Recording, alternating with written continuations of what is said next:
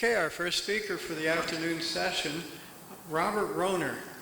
He's from West Liberty, Iowa, and as I travel a lot back and forth across the country, Iowa is an unusually enlightened state.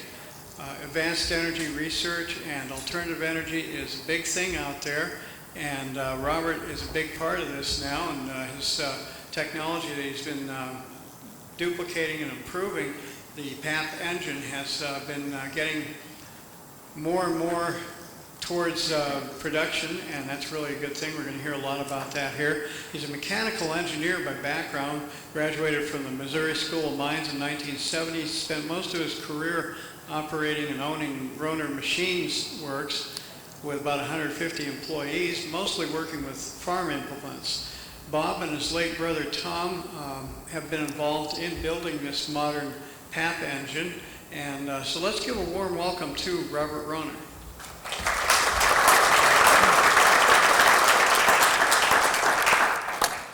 Thank you. It won't stay on me. It must be my fat belly. First I wanted to say that I hope that Marriott doesn't know more about this thing than I do, because they stuck me in room 911. So hopefully when we go over here later on and start firing this thing off, it doesn't take the first few rows out with it. It has a massive amount of power. We won't be running it anywhere near full power. This here will be running at probably 1 atmosphere and low pressure, so you don't need to worry. But they have blown things all to heck.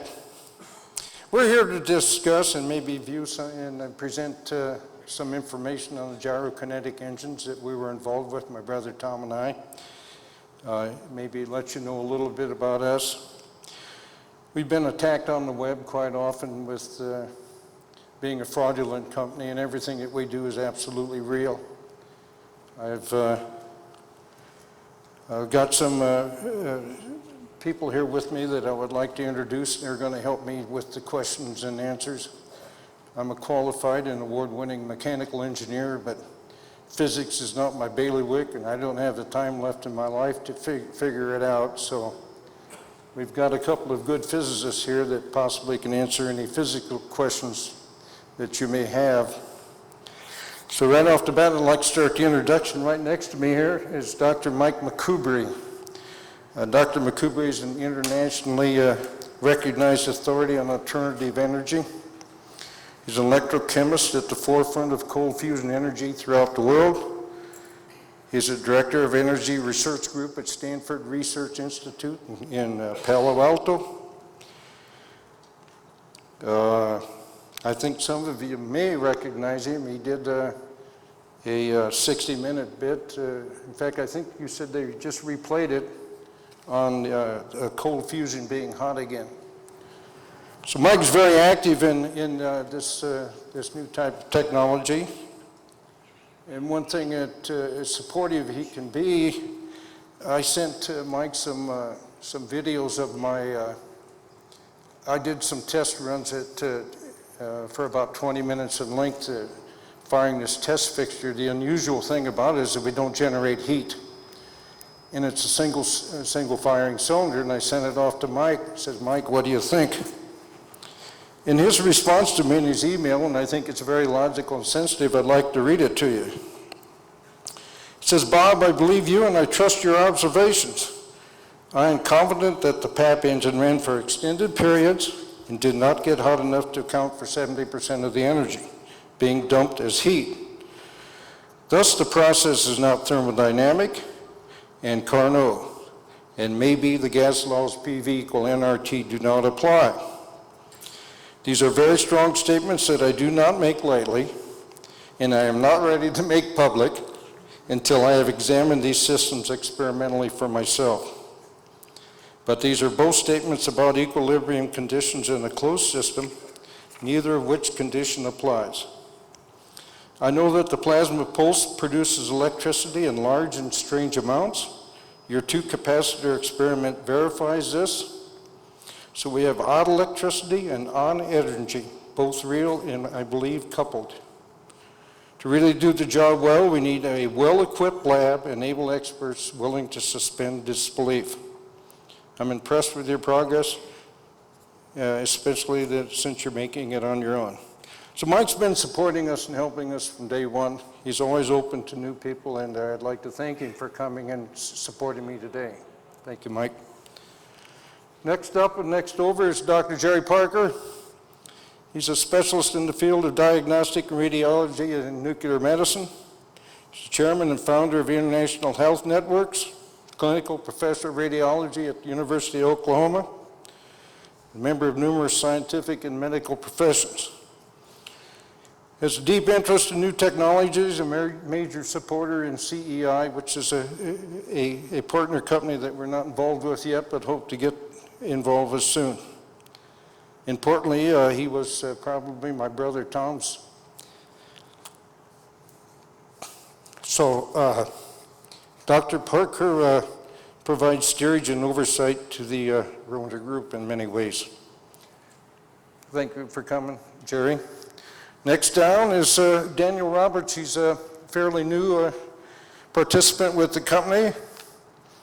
Daniel, along with his daughter Jilly, are pretty, what you'd call, I guess, experienced presenters, and they tried to help me in figuring out how to go about this.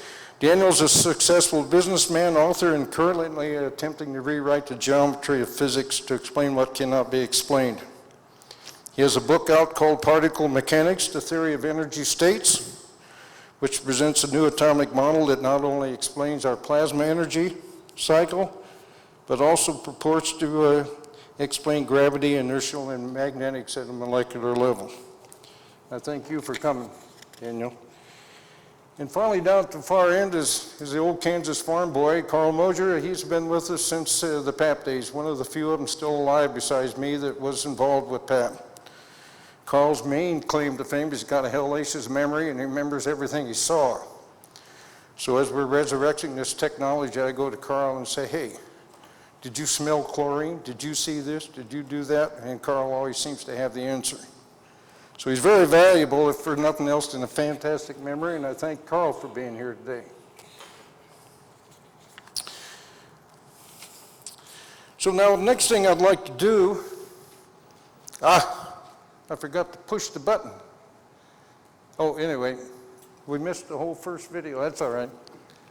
For those who, I'm going to give just a real short history. I don't know if any of you or most of you know the history of PAP or our involvement in it. We have a website, Rona Machine. And I'd just like to let you know a little bit about where the technology came from.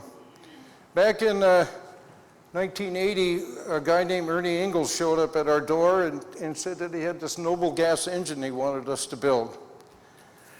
They were planning on putting it into this new design car, this three-wheel car, and of course the car's claim to fame was that it was triangular shaped and pointed at the front, so supposedly you couldn't have a head-on collision. But his investors, the investors in Ingalls Enterprises, were smarter, and they were Nebraska farmers and Nebraska ranchers and Kansas ranchers, and they instantly saw the value of the PAP engine and, of course, irrigation pumps. An irrigation setup alone without the operational costs is easily $1/8 nowadays, so it's big bucks. I think the United States pumps like 128 million gallons of water a day. So this is not small business, and this is an ideal application for the PAP engine because it just sits and runs with high torque and low speed. So the inventor of this engine back then was a Hungarian named Joseph Papp. He developed and patented the engine. He actually filed 3 patents. We were included in the 3rd patent as it was our engine design that he used in his 3rd patent. In these 2 pictures, you can see that right there is the Rona engine, the one we built. This over here was about 5 years ahead of us. It's what's called an old Leland diesel. It did operate. It didn't operate for long, but he made a presentation of that Leland diesel in front of Convair, and we've never been able to understand why Convair dropped the ball on it. These are the engines that we built, videos or pictures of our engines. It's It's an upright engine. They're all aluminum. The sidewalls have to be aluminum. The top and bottom has to be magnetic materials in order to get the plasma formation that we want. The resistors were an afterthought, so they look kind of like hell, but it does take a fair amount of controls to get the plasma to form it the way you want without generating heat. Too much energy going in will destroy the feedback. This other engine over here is a Joseph Papp himself designed this engine. It never worked. When he came to West Liberty, he came to West Liberty and lived with us for about 6 months while we finished these engines up. And he brought this engine along and decided instantly that the ones that Tom and I were building was far superior to his. So as a favor to him, and of course to take care of his ego a little bit, we finished up his engine too. Now, I forgot to mention, when these people came and asked me to build these engines, the first thing I did was get my brother Tom involved. He had his own business building custom computers. It was called Advanced Informatics back then. So Tom was something of an electronics and control expert at the time and did all the design work on the controls. Now, Engel Enterprises was successful in raising tons of money, and talk about the good life for an investor. After Pat got done with us, he raced down to Daytona Beach and bought $1 million home on the inland waterway. Still hadn't sold anything, done anything. People were just throwing money at him. This is a gyrocopter that we went and bought at Oshkosh. We did all this stuff. We worked in this garage right here. It was hotter than hell, but then we could always go out back and go swimming and fishing. I was just always impressed at the amount of expense. I think, what did Engel Enterprise put, like $4 million into him? I think it was Closer to $6 million put into this man who never did anything.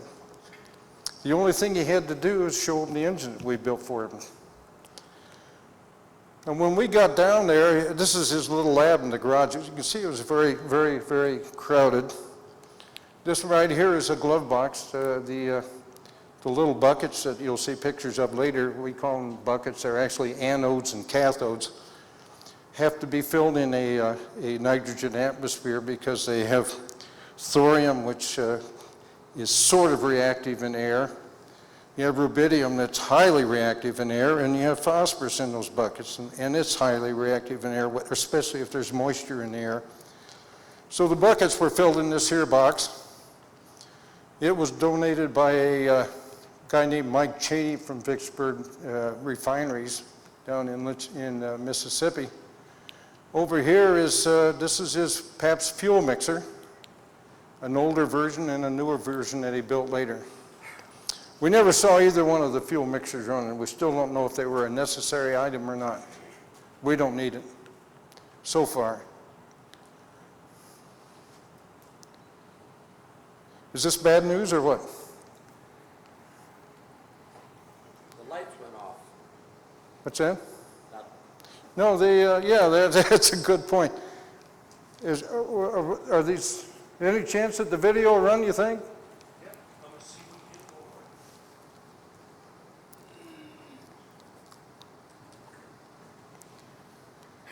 I didn't get this stuff down to John. It's not his fault if things aren't playing properly. I've got a lot of videos in this presentation. I sent it. That's a bad slide. Huh? That's a bad slide. Where's the hot point to run it? Is there an icon to click on this frame? They're supposed to play automatically, but how would I make it play otherwise then? Just hit the button again? Or you just went by them all? Well,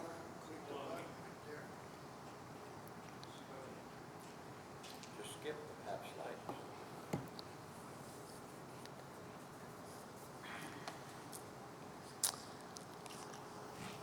John, I apologize for putting you on the spot like this.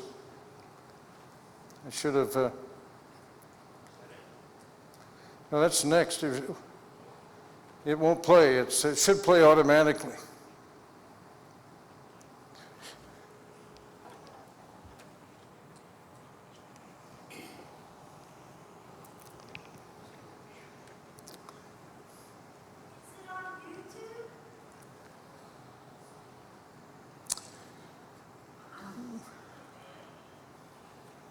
Bob, it's not auto running for some reason. What do you say? I can't hear him. It's not auto running for some reason. Bob, grant me a moment's grace, I'm gonna try something. Well, we can skip those. Can you talk for 30 seconds? I'm gonna try to see if I can do something. I can talk for hours here, but they won't want to hear it, and I don't know any good jokes. Let's see what he does here. It's interesting to watch these engines run. This is all historical stuff, and I don't know if it's interesting to you or not. And that's kind of one, I just wanted to go over it fairly quickly so you could see that this stuff was all operational. The strange thing about this is that while all this was going on and before we got involved, he had, I'm sure you'd all heard the story of Dr. Feynman. We'll probably see this coming up later. Feynman had showed up for a demonstration that PEP was making of this engine for Convair. I was there. You were? What was your name? Harvey Fiala. He was my instructor. Who was? Feynman? Dr. Feynman. Dr. Feynman. I should say doctor, I apologize. Yeah. The interesting thing is everybody badmouths him as being so closed-minded, but my physicists say, Bob, if Feynman had seen that thing running on the dynamometer, like we do nowadays, we bought a dynamometer putting out 107 horse, he would have had to make the right decision that this was for real. As it was, he saw this little engine going round and round, and they pulled the plug out. The engine probably over-revved more than anything, and it was probably a mechanical failure. It threw a rod out and killed a man. And now you saw it. I would be interested if you would like to make any comments. Well, Is that basically correct, what I'm saying, you think? Or? yes, I'd like to make just one comment. My name is Harvey Fiala. Is that on?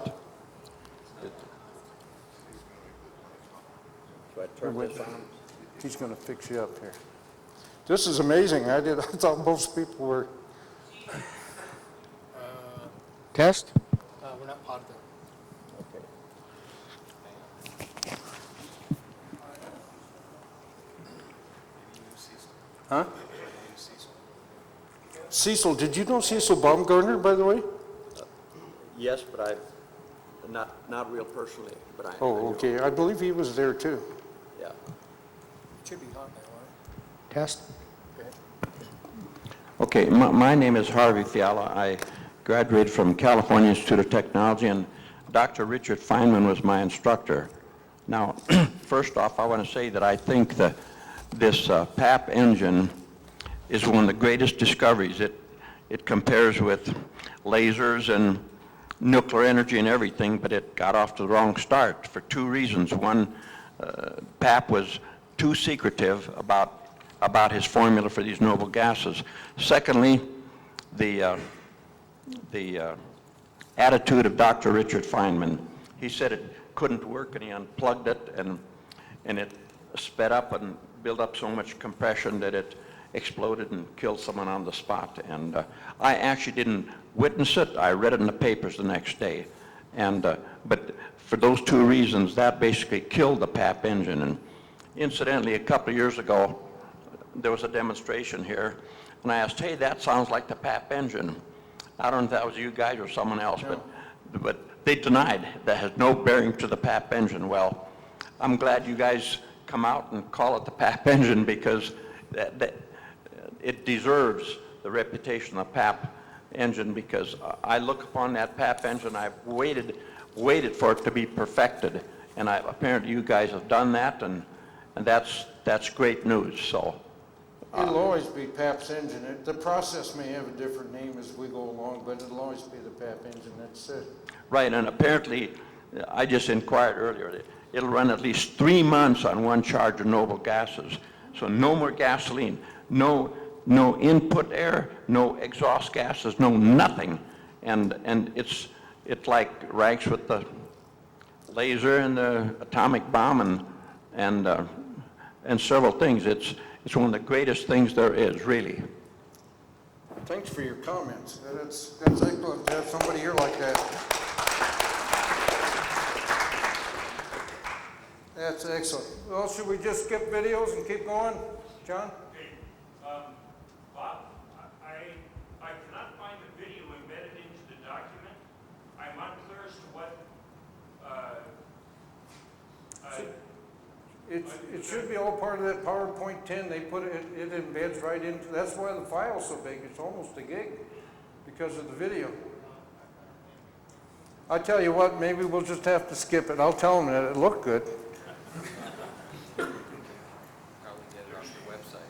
Huh? You can get onto the internet and get it off the website. It's, Bob, I've only got the PowerPoint presentation itself. There's no other videos in the directory. no, there shouldn't be. See, PowerPoint 10 is the correction they made was to embed the videos directly into the presentation. And I was able to run it on my little itty bitty laptop, very, very slow, but the videos did play. I really wanted them to see some of this stuff. Just carry on above it. Tell them where they can find them. Huh? Keep talking about the technology, and we'll keep looking at there's. Okay, well, when we get further along, there's some videos of the engines that we are building now and running, and I wanted you to see. We couldn't bring the other engines along because they're not under control like this is. Well, I guess we'll just wing it along, do the best we can. So anyway, this is where we're at on that. Let's see what comes up next. Uh-oh.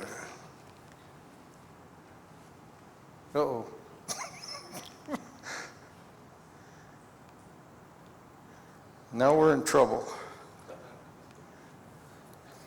Well, I tell you what, John, how about if I just go and work on the single cylinder over here for a while and you guys can play with the video? Would that work for you? Huh? Good job, good idea. So, because this will take a while and we can even go to questions and then maybe come back to the videos later. This is all history stuff anyway, and is that all right with you fellas? We changed the order around? You know, I saw the video running on your computer earlier, so I know it plays. So I guess we'll, let's go on over here. We'll, one of the reasons that we came is that we're being attacked all over the web and stuff about this being an air-operated cylinder and the, huh? No, that's him. That's me. And I think they were saying that the gas colors were incorrect and items like that. And so the problem was the source wasn't correct. They have no idea what they're looking at.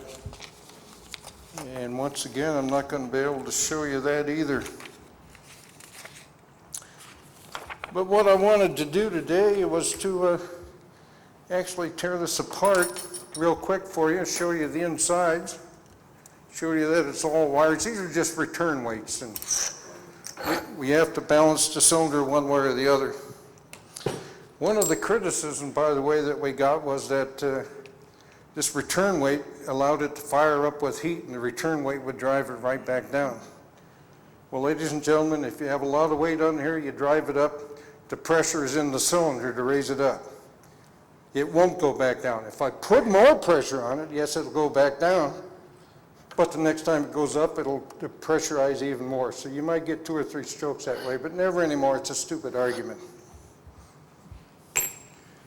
So all I wanted to do, I thought, was maybe just tear this down real quick, just to show you. The test fixture has a positive and negative electrode and a positive and negative anode and cathode. The anode and cathode, we use it right now in the engine itself. The anode and cathode puts a charge into the gas that's recovered from, there's 3 of these coils, and they act as inductors. And the inductors we'll put about 1,000 volts onto the anode and cathode. But on this cylinder here, I used the buckets on this test cylinder only to capture excess electricity. I use this capacitor to capture the excess electricity. I use this motor to keep it discharged because I like to shock myself a lot. It's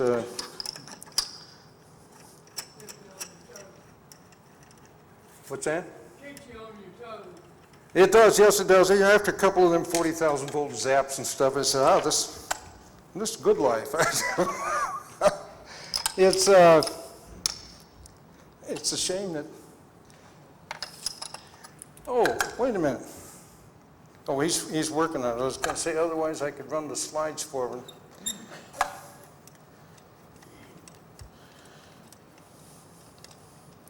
I wanted you to see inside. By the way, these cables are white. It's because they're a number 12 wire. They're silicon covered because the electrodes themselves, the two electrodes are nothing but a 40,000 volt discharge, 30,000 volt discharge, just like an automotive coil.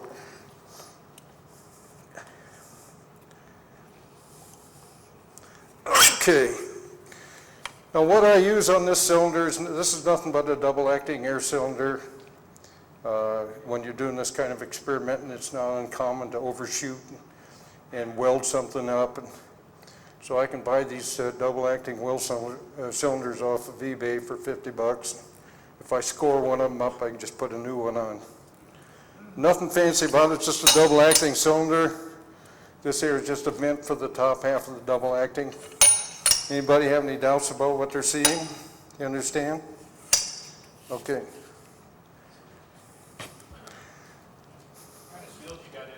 Huh? What kind of seals? Fuel? Seals. Oh, seals, just the regular cup seals. Actually, they do a pretty darn good job. But then on this cylinder here, we're probably not going over about a couple 100 pounds tops. The regular air cylinder will handle about 250 psi without any problems. So they're quite capable of doing the job. And all we're doing is testing. This cylinder here, when we start, when I run it for you, we'll fuel it to about 1 atmosphere. When we run it on the engine and when we're after some power, we'll fuel it to 1 atmosphere in the retracted position, not in the collapsed position.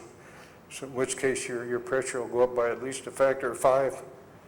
So we're only just putting out maybe a couple 100 pounds here, whereas we can go almost 1,000 pounds when we're running it on the engine. Now I had all this stuff on slides,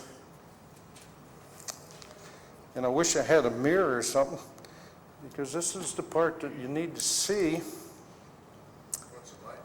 Huh? You can turn the light up, Ray, but we don't have a mirror. Can you tip it? So you want people to see inside? I want them to see down inside of here. This is, And this is all, oh, so this is screwed down, so you have. oh, this is screwed down. Yeah, this is, I'm just you have taking to it tip up. the entire thing in order to. Oh, I do. Right, because we don't have a camera that's directly overhead. This is, I don't know if it, oh, maybe, no, I'm not going to do that. If I look behind you, that looks real good right now. Huh? Look, you can see it real good now. Yeah, actually, you can see it a little bit. It's not very good. There's the 2 electrodes. Those are just regular thoriated tungsten electrodes. I make you can make easy seals out of just regular brass fittings. This seals up, and I can adjust the gap. On the side to side here, one bucket has thorium and rubidium. The other bucket has thorium and phosphorus in it. And of course, the function of the thorium is to kind of enhance and speed up the ionization. There's a lot of questions, people saying, well, that's radioactive and it's going to cause you a lot of trouble. There's 2 grams of thorium in here. This thorium-232. The radiation that's in here is not as much as you'd get off of a lamp mantle in the old days when they had gas lamp mantles. Thorium is also, it's not permeable, it won't pass through your skin. The only danger to it, from my understanding, and even people that grind electrodes know this, that you don't grind, you don't inhale the dust, because inside your lungs it could cause some grief. But once we make these little buckets up, and this one is full of thorium right now, once we make these little buckets up, the thorium-232 has a half-life of 10 billion years. So you're not likely to ever open it up again anyway. And if you do, you will reuse it. So rather at the very small level here, rather than using RF, we use thorium to enhance the ionization and help to speed it along. I don't know if you can see these. We call these, the anode and cathode, we call these buckets, and they're just hollowed out aluminum. And inside, we put a little bit of thorium, the thorium powder, I'm getting it all over me, and a little bit of rubidium. Now, rubidium itself is an alpha emitter, and it will form an amalgam with the aluminum so that eventually it dries out there anyway. I'm not sure what the purpose of the phosphorus is, but the inventor called for it, and we're not in a position to argue yet. First we get everything finalized, and we start working our way backwards. That's just common sense. So anyway, we've got this all apart, and I think you can see these are just plain wires. This is empty in here. So can I put it back together? You guys don't care, do you? I wanted to show there's nothing magic inside. This is just a normal wound coil. I think it's got about 1,000 turns of number 12, or number 16, actually number 18 wire. We use it as an inductor. In the patent, he claimed that it was being used to create an electromagnetic field. How many of those buckets are in there? Two, there's an anode and a cathode. When the engine itself is running, it's switchable. The anode and the cathode are charged to about 1,000 volts by the inductors on part of the cycle. On the other part of the cycle, they're switched over because the anode and cathode set exactly in the argon layer in the gases. They actually extract electricity right back out again. And that's what we call crossover. The crossover is used to fire the other cylinder. This engine, or this setup right here will go anywhere from 150% to about 70%. And it hasn't been verified, so I don't know if we're really over unity or not. But we get 150%. Unfortunately, we get that at the weakest power, not the highest power. The highest power, it gets to be less. What is it that requires such a high current? What's that? The 40,000 volts is nothing but an ignition. Now, when you strike a plasma, you shoot a spark across. And that actually what do you say, plows the path for the plasma current to come through. First you shoot a spark, then here comes your plasma current right behind. So the actual PAP engine or new version of it requires a high voltage also? Well, PAP had it. I don't have the slide. So PAP, you can see on the side of it, he had regular automotive ignition. It's just a regular old ignition. 30,000 volts is plenty. You could probably get by on 25. You just need that spark in there, which allows the plasma to shoot across. It forms an ionized path across there, and then the low voltage, higher current stuff comes rushing through. Well, when you mentioned it might achieve over unity, if you get a big engine that'll power a locomotive or something, that can generate electricity to keep the spark plugs going. That's way over unity, isn't it? Yeah, well, PAP's engine has to have been at least 400%. Okay. We get occasionally, well, I won't even say occasionally, on the very lightest loads, 150. The problem with bragging about that is that the real lightest loads, your measurements have the largest amount of error possibilities. And if you got an error of a volt at 10 volts or an error of a volt at 1,000 volts, there's a big difference in your calculations. If you're a volt off at, say, 10 volts, you could be 90% off on your final calculation. So we're not bragging about it yet. We're just close. The other thing about this fixture here, of course, is we're only seeing roughly a quarter of the cycle after it fires the pressure out. The second half of the downward cycle is collapsing and recapturing the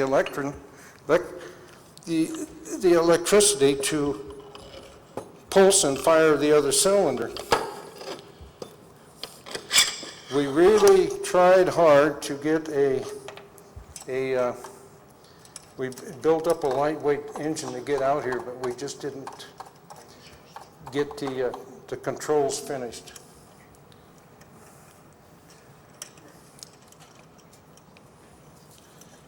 So,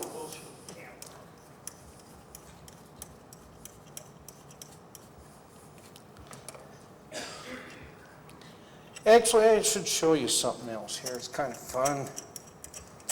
It is possible to form some pretty powerful plasmas in regular air.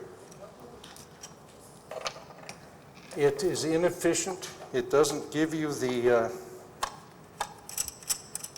electronic feedback. We've never been able to get much out of it. The good news is that over-unity is finally developed. I think it's coming along very good. I can't complain. Let's see if we can get this thing to pop off. Boom.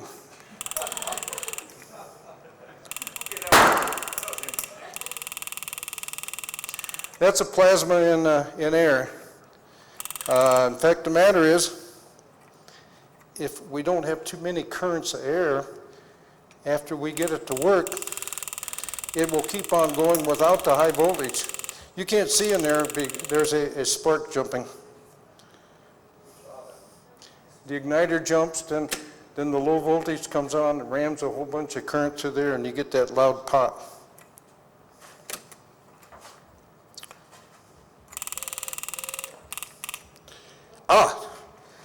Here's one not getting good results. I'm going to electrocute myself here. This is why I always do it. It might help if I hook the rest of the electrodes up.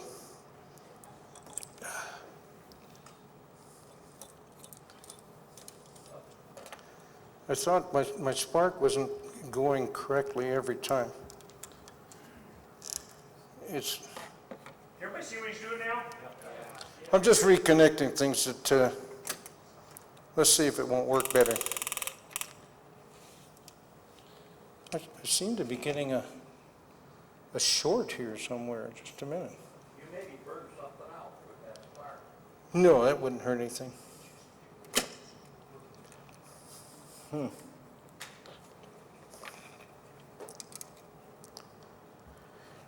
reason I wait here is when I shut everything off, I've got a resistor down there that discharges the whole system. So if I just wait a couple of seconds, it discharges everything. One thing I do, you see this great big machine tool relay down here. I learned early on, I've got a big old 3-phase machine tool relay. All the power goes through it. If I panic, I can hit a button, cuts off everything. That has nothing to do with the system, it just controls the power.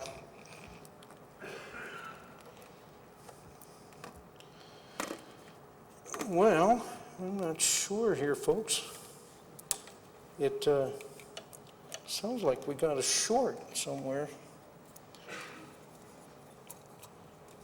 We shouldn't have had any problems. Didn't.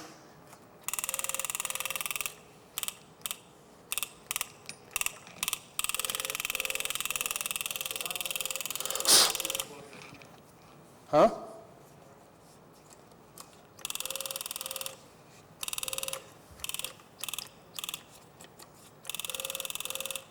Boy, you hear that noise?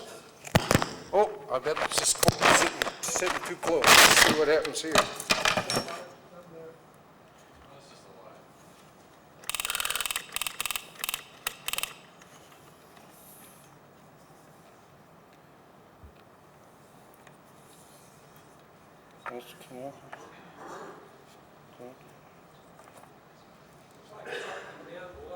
Electrode. What's that? It's arcing down below. Is it? Oh, you see an arc? I don't see any arc. Look at your screen. What do you see it? It's not, Bob, it's an indicator light. Huh? It's just an indicator light. Oh. Well, I think it sounds like we've got a short, folks. I don't have the tool to tear it apart. Yeah, I think you just dropped your mic. All righty. Here. Actually, that's how I do it. The power was on. Don't pull another fireman. What do we need to do to help you? Actually, I'm not sure if there's anything you can do. There's a short down inside of one of these connectors, I believe. Let me tighten it down and see if we can rotate it a bit. Otherwise, there's not too much. When we heard that loud pop, that probably burned something out. Yeah, but I do that all the time. It's never bothered anything before. Do we have any Murphy exercisers?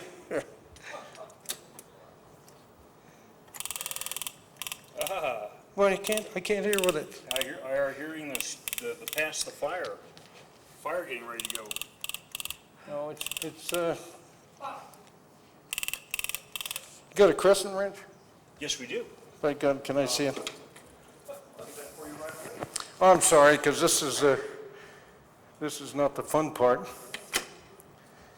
I can hear it sparking and down inside one of these seals.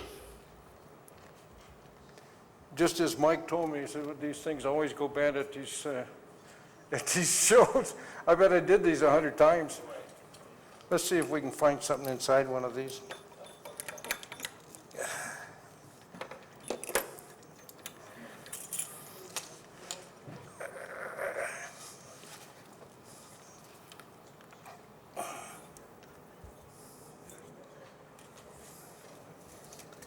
I don't see it on that one.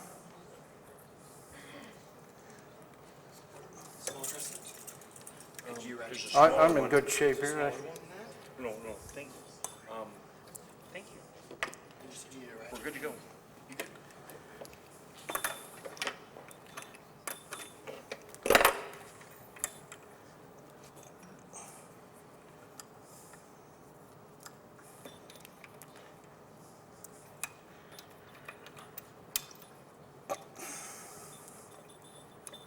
I don't see the where it's shorting. It's let me tighten it up again.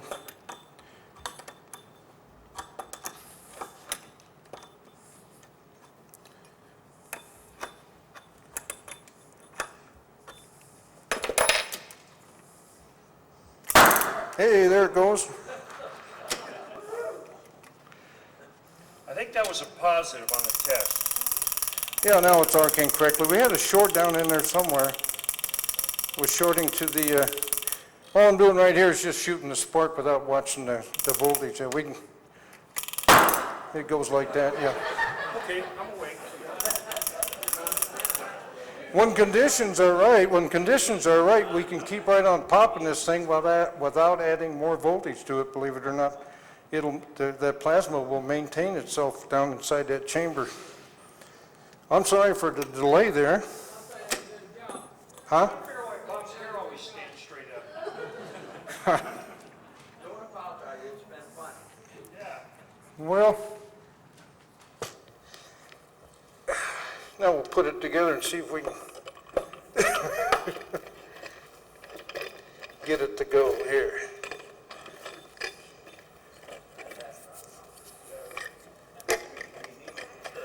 Come on, baby. Just a minute ago. Hold this Here. up while you line it. There you go. Line her up. There we go. Yeah, all right, thanks. All right. I appreciate it. You got one for this side? Yeah, sure.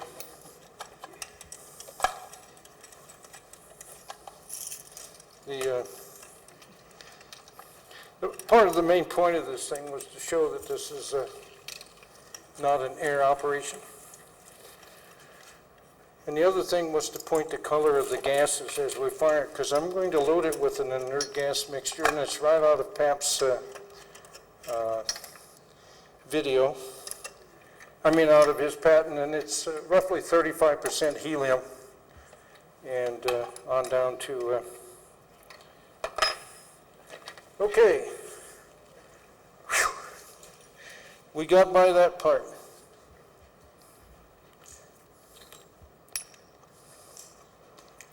Another comment that people like to make is, well, I already talked about that pressure going down. In fact, we could have a little fun after I get it fueled up. What we'll do is we'll leave this lock ring up in the air a little ways. And what you'll be able to see is that the weight will still be flying up while the piston's heading the other direction. So you'll know that there's a vacuum going back in there, and it's got nothing to do with the weight on the top.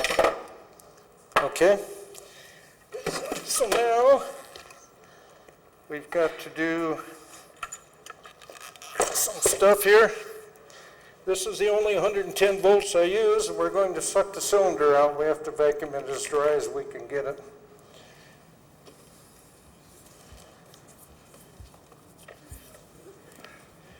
One interesting thing about the PAP engine, by the way, and this is part of our investigation, we noticed to contain inert gas is very difficult because it's highly permeable.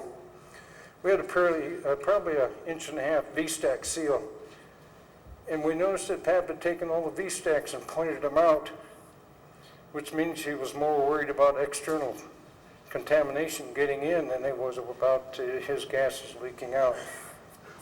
So, okay, let's see if we can suck this on down.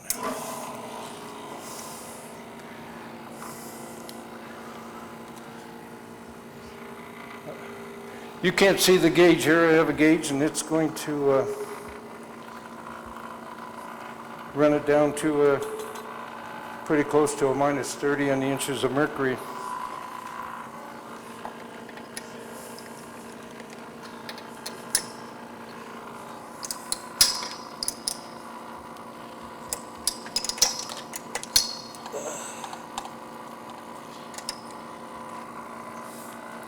And it works better if we tighten the bolts down a little more.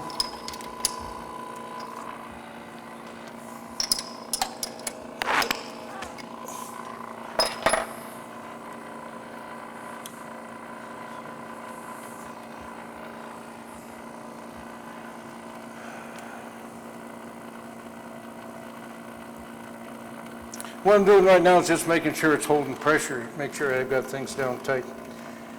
The pressure gauge, I have to shut it off when we're firing it because it only reads the vacuum, so the pressure pulse would ruin my gauge. Right now I just shut off the vacuum so I can read the pressure gauge to see that it's not coming back up, so I'm not leaking. I think that's pretty obvious to everybody what I'm doing. Okay, so it's vacuumed down. What we do to fuel this engine is we use what's called a septum, which is a rubber seal that you can poke with a needle. This cylinder will hold about,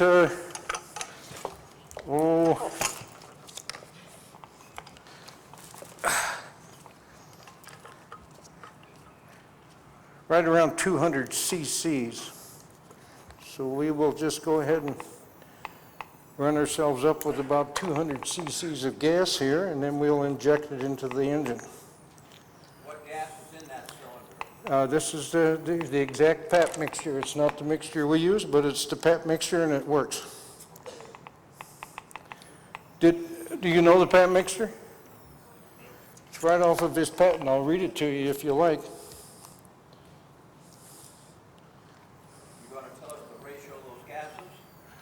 Yeah, it's right off of his patent. It's not a secret. Everybody in the world can use it. It's 8% krypton, 8% xenon, 12% krypton, 16% argon, 26% neon, and the rest is helium.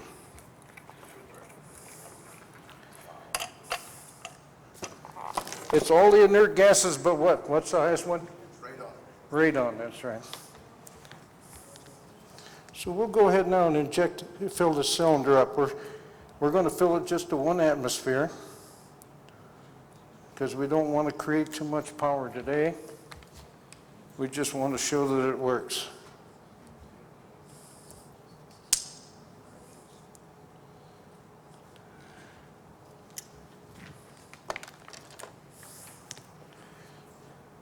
Postman keeps giving me these dirty looks when he shows up with all these hypodermic needles and stuff.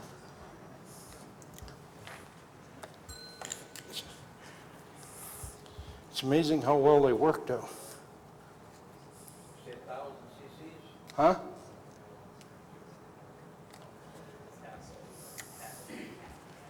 Okay, so we're gassed up with the inert gas. What size tube is it? Now, those are 60 cc's.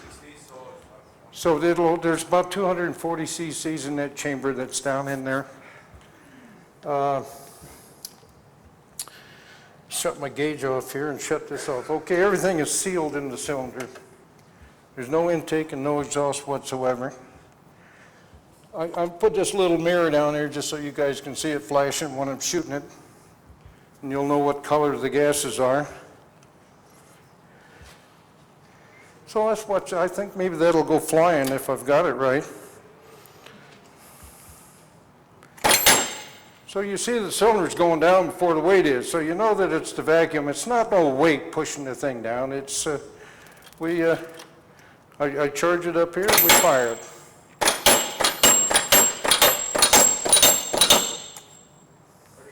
Can you see the color of the gas? It's got just a little orange in it. It's basically your chart, I think, goes from orange to violet to blue as you go up in the colors of your inert gases. So I don't remember what I was going to show next.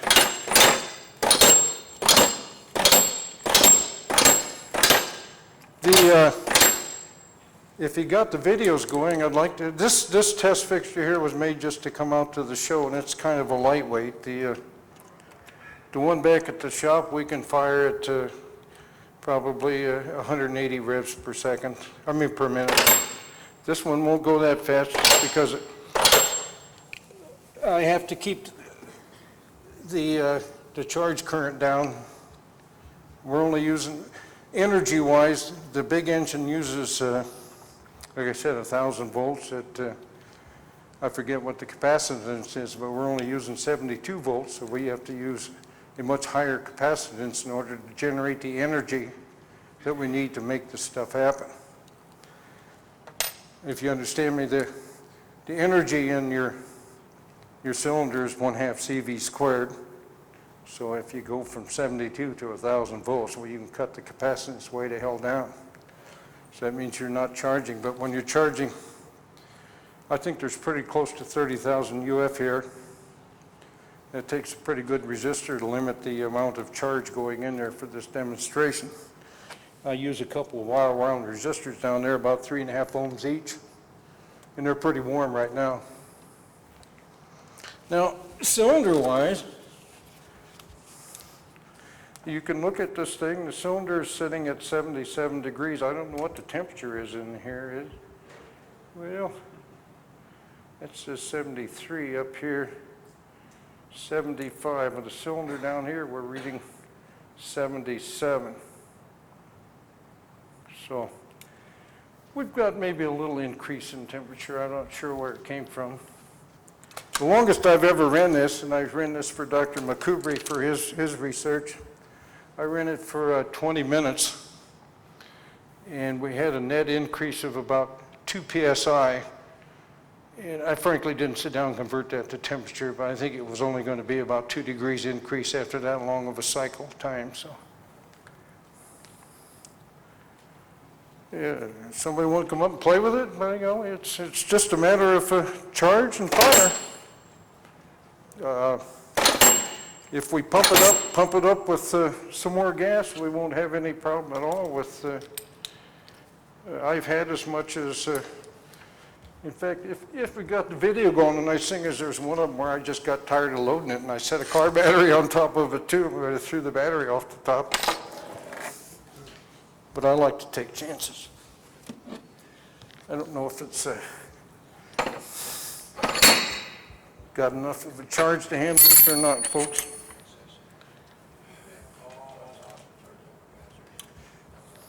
You're using gravity to return the cylinder or not?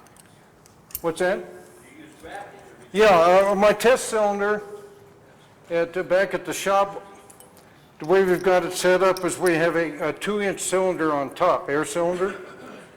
And by charging that 2-inch air cylinder with different rates, then we can compute right directly the potential energy. I use a little O-ring, and so if I go up 2 inches and I know the pressure in the cylinder, and we're running 120 psi on a 2-inch cylinder, so that was about 360 pounds of downforce. So when we would fire it, the plasma, when it fires, it'll start at one voltage. It won't go all the way down. It'll only drop so far. You know the start and the finish voltage, then you compute the joules of energy that used using 1/2 CV squared. And then this other little unit over here, we would measure the capacitance in it. And that's also power out. In the real engine, you have a plasma explosion one way and then a plasma one returning it, right? No, No. Okay. no. Oh, well, you have a plasma in the other cylinder. You've got 2 cylinders, one Okay. bam, bam. Okay. Yes, absolutely. Yes. Yeah, that's why I say this was built mainly to just test fuels. You know, this was our way of looking at it after planning all of our research and everything and how we was going to approach it.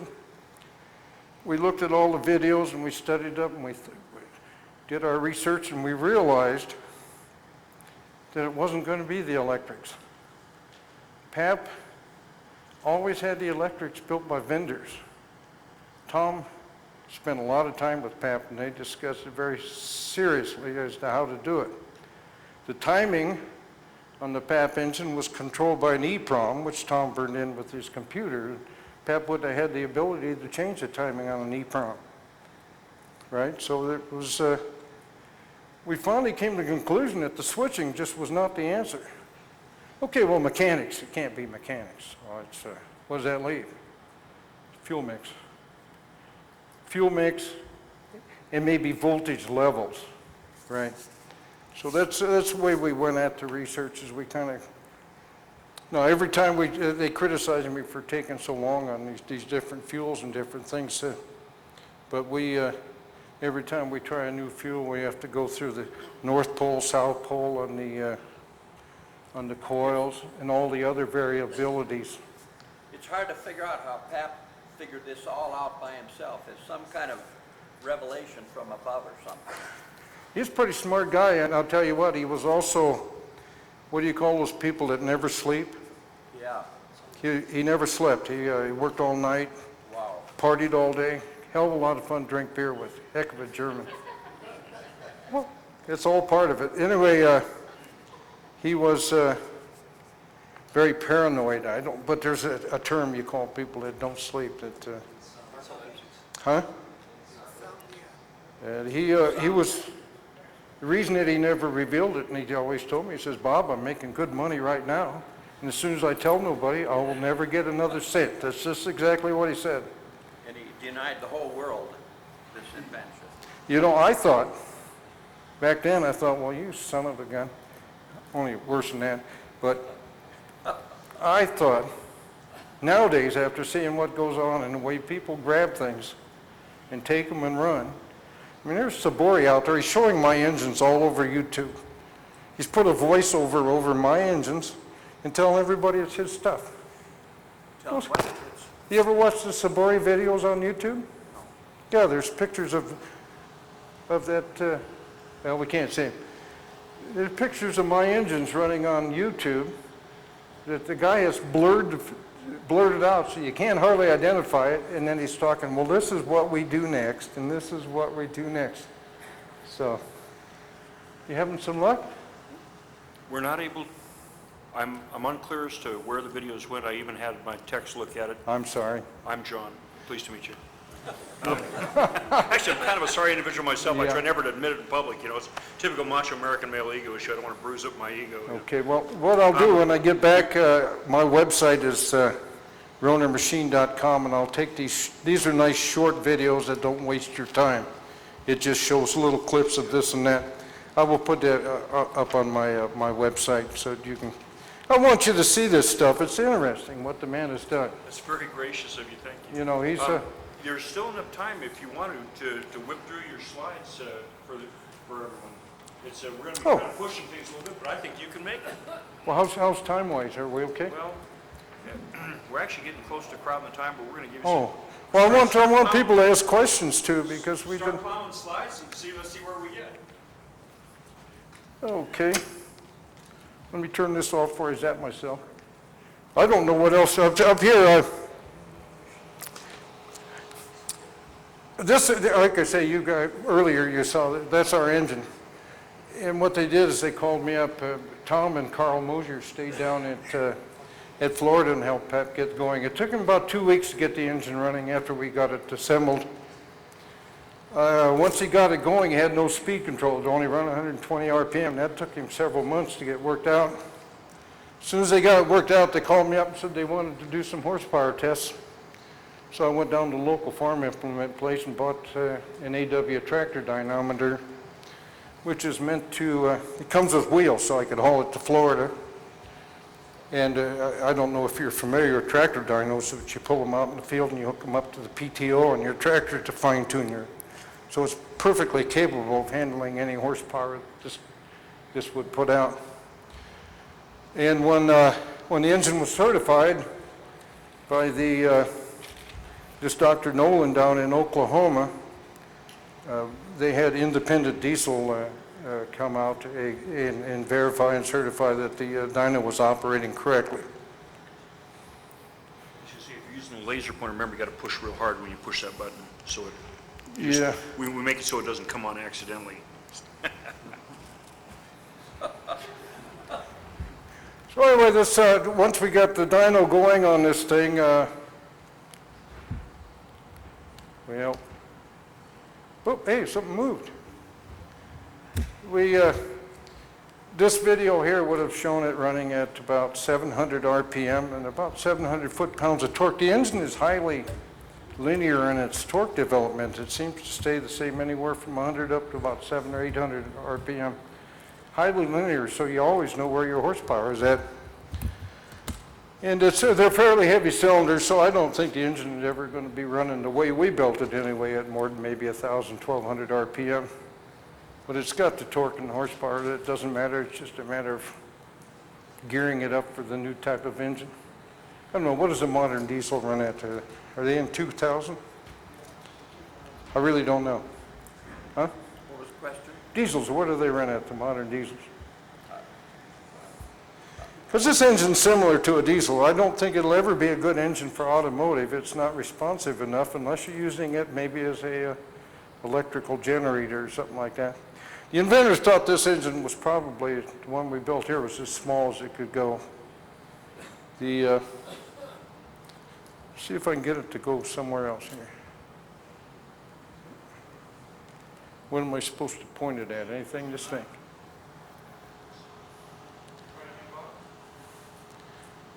Move through the slides.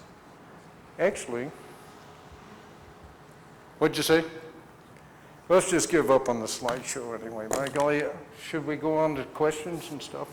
Did you say the torque was linear or the horsepower linear? Torque is linear, so horsepower is linear, same thing. Got it. Yeah, if the torque's linear, the horsepower is linear. So, what is it, 25, 25, I forget the ratio?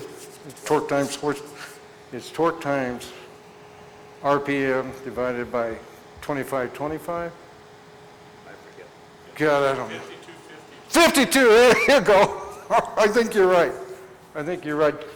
I think 100 horsepower is what, about 75 kilowatts for the kilowatt users in the crowd.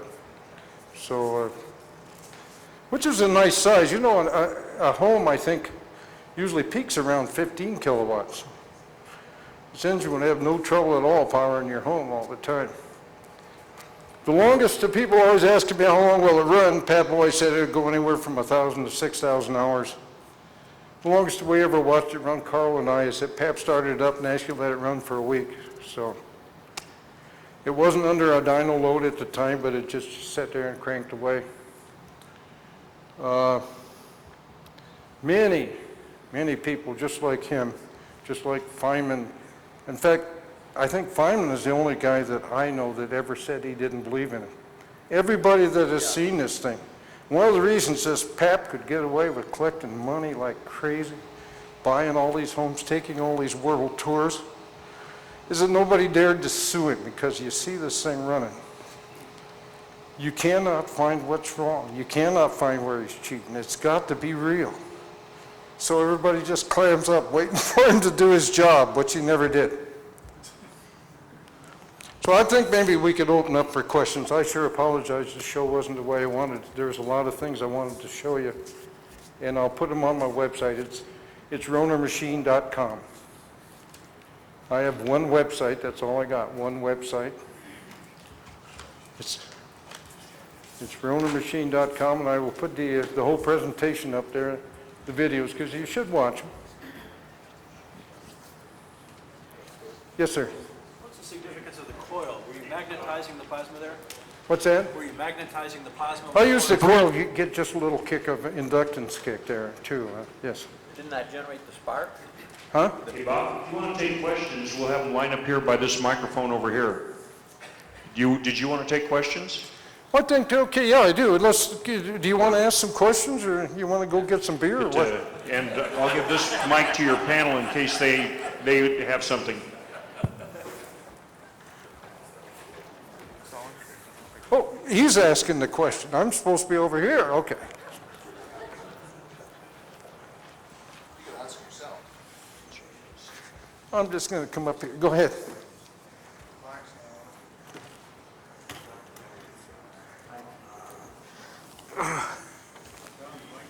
What? Good job. Did I do it all right? No, you just gotta get close to that. Hold on a second here, let me stop that. Well, it didn't go the way it was supposed to, that's for sure. Was it on? You were saying earlier that periodically you have to change out the gas in it. Excuse me? You said earlier that periodically after it's been run for a certain period of time, the gas has to be changed out in it. Why No, is on that? this fixture, I change it fairly frequently. Most of the Why? time, What happens to the gas that makes Huh? it necessary to change it? what happens to What happens to the gas itself that makes it necessary to change it? Oh, well, on these fixtures here, I don't use V-stacks. They're hard to assemble and very difficult to change around. And they're expensive, so I don't use Teflon V-stacks. I just use normal Bunan rubber. No, but I mean, you said once you have the engine in operation and you charge it with the noble gas mixture. Yeah. You said that periodically you have to change out that gas. Why Well, is that? It was estimated up to 1,000 hours. Well, something has to be consumed. I don't think this is a miracle engine. Pap thought it was some kind of fusion. I'm sure Mike has his own theories here as to what's going on, maybe. So what you're saying is it actually consumes that gas over time? Yes. Okay, so it's converting it directly. You Yeah, think it's some kind of this is not a zero-point device that we know of yet. So it's not pulling energy out of the air. I mean, it's a possible explanation, but that would imply that it actually converts matter into energy directly. Is that okay? That's what I want to know. I don't really have any more questions, but a few comments. Dr. Feynman, he was a Nobel laureate, and he was probably one of the greatest instructors ever. But he had an ego problem, really. And if he didn't understand something, he didn't endorse it. And this is not thermodynamic. It used a combination of noble gases, a principle never before even thought of. And so he didn't comprehend it, and he didn't believe it. And when he demonstrated it, he went and unplugged it, and that was probably the biggest mistake of his whole life. And he didn't make many mistakes, but that was serious, and that set the whole world back. And then just note Caltech. If you try to look it up, they deleted every word of that from their files, so that no one can I heard that. I figure out can't what believe happened. that they would just erase records like that. Just to clear up the basic functionality of this motor, you have a high voltage spark that conditions a space of inert gas, and then there is a low voltage current that goes through it. Yeah. So there's two sources of electrical energy input, correct? Two sources of electric, yes. Now, in this cylinder, it is a single travel, goes up, then it comes back down again. So when it's compressed, most of the gas would be on the other side of the double-acting cylinder. Is that correct? Or is it a pretty sealed cylinder, and what we have is a compressed gas and a rarefied gas on the other side? Well, I didn't follow what you're saying. Everything is in one chamber, there's no... One chamber. So then you It's compress the sealed. gas, bang, now you get expansion, and then after a while, it cools to contract, or it just... That's what I just was trying to show everybody. You saw it when the piston shot up.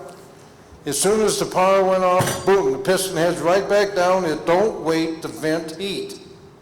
This is what makes it a thermodynamic anomaly. There's something wrong. This is not like a car engine where you light gasoline. There's a bunch of heat goes in, drives the piston up. What happens in a car engine? You have to vent heat or it won't come back down. In this engine, we drive the piston up against a load. It shoots up. As soon as the power is removed, boom, the piston's right back down. There's no heat. There's no heat. There's no heat, there's no vent. The low voltage now goes through the gas, and it goes through some change, and there's pressure because the cylinder goes up, but there is probably an electrical decay in the state of the gas, and that allows it to go back down again. So an engineer or a publication or some other group that wants to verify that this is an over-unity device, they'll basically want to know two things. They'll want to know the shaft horsepower out, and they'll want to know the sum total of electrical energy going in. Absolutely. And the spark is a little tricky, and the low voltage. The way to really sell this, if there was a general audience, would be to have a self-running system that had, you have a battery to get it going, and then you pull the battery so that the alternator is running the works, and you have a big capacitor to run it. But then over time, you show it running a load with no other source of energy. Very convincing sort of a demonstration. Go ahead. Yeah, could I just make a few comments? And your comments are right on target. I'm on vacation today, okay? Mic a little closer. I'm on vacation today. My day job, I'm interested in alternative energy systems, any primary energy source that we can usefully use that doesn't consume hydrocarbons would be a general statement of my normal job. And about 12 years ago, when I first heard of the PAP engine, I was intrigued because it's clearly impossible. It's clearly impossible, but apparently works, so that's interesting. I interviewed a man that witnessed the Feynman demonstration, Cecil Baumgartner. He's an older guy now, but very clear memory. His recollection of what happened on that occasion and on occasions when they tested PAP's machine on a dynamometer was very clear that one, it works, and two, it is not a heat engine. They made observations of tests running hours or days in a closed room, no exhaust, negligible temperature rise. So it is not a thermodynamic machine. It doesn't operate on a heat cycle. That's intriguing. It also operates with noble gases. Noble gases, as a chemist, all chemists know that you can't get energy out of noble gases by chemistry. And noble gases are also noble in the nuclear sense. The nucleus is also rather noble. So if you are going to choose a material from which to make energy, noble gases would be your last choice. So that was interesting to me, and I followed up. I talked to Bob Roner many years ago. One of the things that most convinced me that this machine really did operate was an example that Bob told me about how they were running the machine for Joe Papp, and there was a tapping sound. The machine was running, something was banging, so they, okay, that's fine. The machine's running, it's making a noise. They took it apart, hammered out the offending part, put it back together again, and it ran again. So not only was it running, and the entire internals had been observed. Bob had taken it apart, seen everything that was in there. There's not mice in each cylinders jumping up and down, making the thing work. It didn't have any funny business going on. It was, as it seemed to be, and still is to me, a complete, almost complete mystery. I still intrigued, so what I did was set a test. I say, okay, if it's a different group in a similar configuration, if you can show me 10 times more energy coming out than the electrical energy input, and my day job, as I said, is careful measurements of energy, input energy, output energy. So we set up the test, showed them what to do, made the measurements, and yes, there was at least 10 times more energy being produced than electrical input energy. And at that point, I got, semi-hooked. So I've been following this and following Bob around ever since, waiting for him to produce his machine, and he's getting close. So I would rate this still as a mystery. I have no idea. I have some ideas, but none that I'm willing to make public at this point. But it's clearly a nuclear process. And the power and benefit and interest in nuclear processes is the energy density of nuclear effects is about 10 million times larger than the energy density of chemical processes, which is why you can make claims of a single filling lasting, powering your engine for thousands of hours. Only a nuclear energy source can possibly have that potential. So there's a lot of work to be done. Bob's making good progress. I agree with the gentleman standing at the microphone that this is a power source that mankind needs to have. We need to make a push and get this energy out in the hands of people. I think in the third world this would make so much more of a difference. And America's energy rich, but in the third world, China or India, for example, machines of this sort to pump water, provide lighting, power, and whatever would revolutionize the world. So this is a very important task that Bob has set himself, and I'm glad that he's continuing. Thank you. Thanks, Mike. I think we got time for one more question or comment. One more comment over Unity. I've been a serious student of over Unity devices, and I've never seen anything that really convinced me it was over Unity. And I've been waiting years for this PAP thing to materialize, and it truly is over Unity until the gases have to be, when after 3 months or 6 months, when you have to take the gases out and put in a fresh cylinder of them, okay, then your over Unity remains. But this is scalable up, in my opinion. You could make a megawatt generator easily to power a small city, and at that point, the over Unity is going to be 1,000%, even more. When you scale it up, it just takes electrical energy to fire it, and it's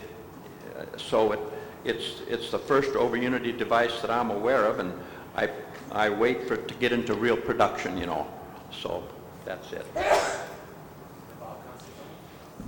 Ladies and gentlemen, a warm round of applause for Bob Roner. Oh, do we have one more comment here? Okay. I'm a little bit of an oddball physicist, and I actually do have an explanation at particlemechanics.com. I can talk about